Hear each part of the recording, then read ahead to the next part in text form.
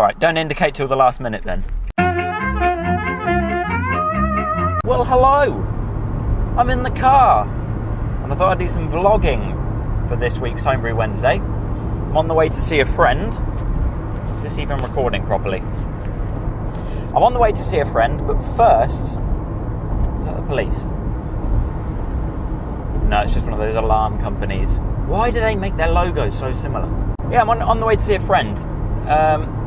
But at the same time, I'm going to pop into the brew shop to buy some supplies for my first ever all grain.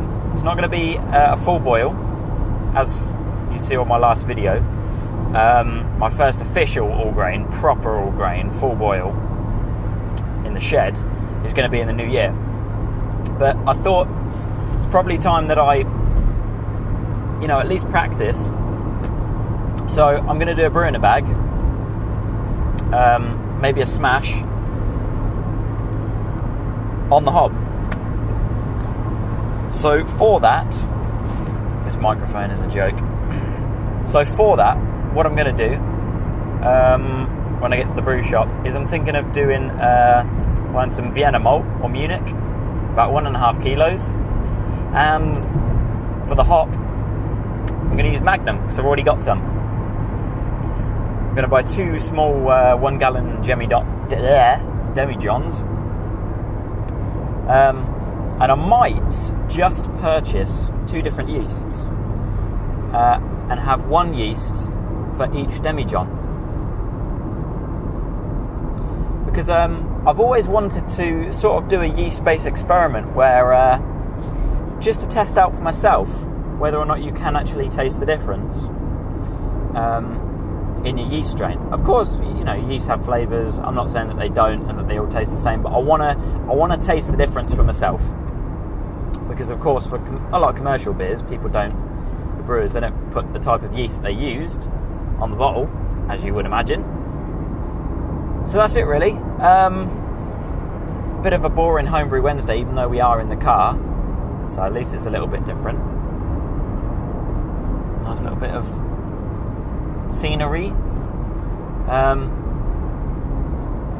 I'd thoroughly recommend, if you are in the Northamptonshire area and you would like to maybe purchase some supplies, don't know why, but if you did, let's not forget to come off at this exit, then you may wish to visit my local homebrew shop, which, if I'm not buying off of Harry's Idle Value store, I normally pop down to this brew shop because it's close to one of my mates' houses. It's in Burton Latimer in Northampton, and it's called the Copper Kettle Copper Kettle Brew Shop, and it's located very close, or in fact, well, it's in it, the Bosworth Garden Centre. Tiny little place, but it serves you well. Very reasonable prices too. For example, your single 1 gallon demi-john. If you go to Wilkinson's, it's £7 exactly. What is going on here? £7 exactly. And at my local brew shop, it's £7.50. So I'm willing to give that extra 50p to my local brew shop so that the man can survive, Wilkinson's certainly don't need that money. While we're here, let's have a rant, shall we? Let's have a rant about supermarkets. For those of you that don't live in the UK, you might be... For those of you who don't live in the UK, and this has happened in America too, it's not just England, and Canada and Australia and New Zealand and South Africa, etc. A cyclist. Fantastic. Probably wondering why I'm talking to myself in the car. Yeah, over the years, since the turn of the century, we've seen the decline of independent shops of produce, butchers, fishmongers, florists, etc.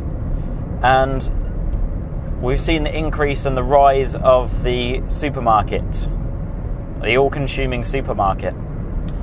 And it's a real annoyance, to be honest, because now for many years, we've kept the supermarkets sort of not out of the homebrew community, but they've never really latched onto it. Now, there's nothing wrong with Wilkinson's. They do some good deals sometimes. But like supermarkets always do, all the time, is if they see that there's a small market that is occupied by independent retailers, they suck it up and they annihilate anyone that's running their own shop. And you can see that for yourself, especially in England, with butchers. Had a bit of a small mishap there with the camera. Yeah, you can see for yourself how the butchers, the florists, the fishmongers have radically disappeared off the face of the earth. There's a few that remain sort of like on the market stalls, at least in England. But on the whole, they don't really exist anymore because the supermarkets provide the meat and the flowers and the fish that we all used to get from these independent people at the turn of the century. And it's happening to homebrew. It's not good. It's not good. You would have thought that we're such a not small community. I mean, it is growing, but, you know, homebrew is sort of, I don't know, it's a speciality hobby, let's say. And they've cottoned onto it. And now they're slashing the prices on all these things that we would normally buy at a homebrew store.